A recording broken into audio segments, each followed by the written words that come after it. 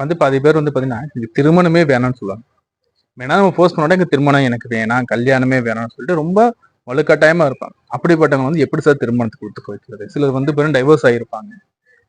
விவாகரத்து வரைக்கும் போயிட்டு விவாகரத்து வெற்றி அடைஞ்சு எங்க திருமண வாழ்க்கையை எனக்கு வேணான்னு சொல்லிட்டு தனியா இருப்பாங்க. ஸோ அப்படிப்பட்டவங்க எப்படி சார் நான் திருமணத்தை சம்மதி வைக்கிறது? நான் வந்து பொதுவாக வந்து பாத்தீங்கன்னா நம்ம பாக்கியாதிபதி சொல்லுவோம். அது 9ஆம் இடத்து அதிபதி. பிளஸ் வந்து பஞ்சமாதிபதி சொல்லுவோம். நம்மளுடைய 5ஆம் இடத்து. இது எப்படி சார் பார்க்கணும்னா ராசிக்கா லக்னமானா லக்னத்துக்கு 5ஆம் இடத்து அதிபதி அல்லது 9ஆம் இடத்து அதிபதி.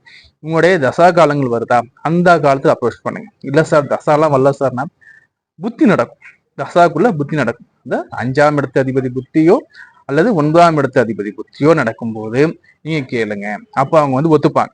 அதே மாதிரி வாழ்க்கையில ஜெயிச்சும் நல்லா வருவாங்க. எப்படின்னா உங்க லக்னத்துக்கு யார் பிடிவாதமா வாழ்க்கை வேணாம், திருமணம் வேணாம், நான் கல்யாணம் பண்ண மாட்டேன்னு சொல்லிட்டு இருக்காங்களோ அவங்களுடைய சுயஜாத லக்னத்துக்கு 5ஆம் இடத்து அதிபதி அல்லது 9ஆம் இடத்து அதிபதி 2 பேர்ல யாராச்சும் ஒரு தசை நடப்புல இருக்கணும். அப்படி இல்லைன்னா இவங்களோட புத்திகள் நடப்புல இருக்கும்போது நீங்க போயிட்டு அவங்ககிட்ட பர்மிஷன் கேட்டு பாருங்க.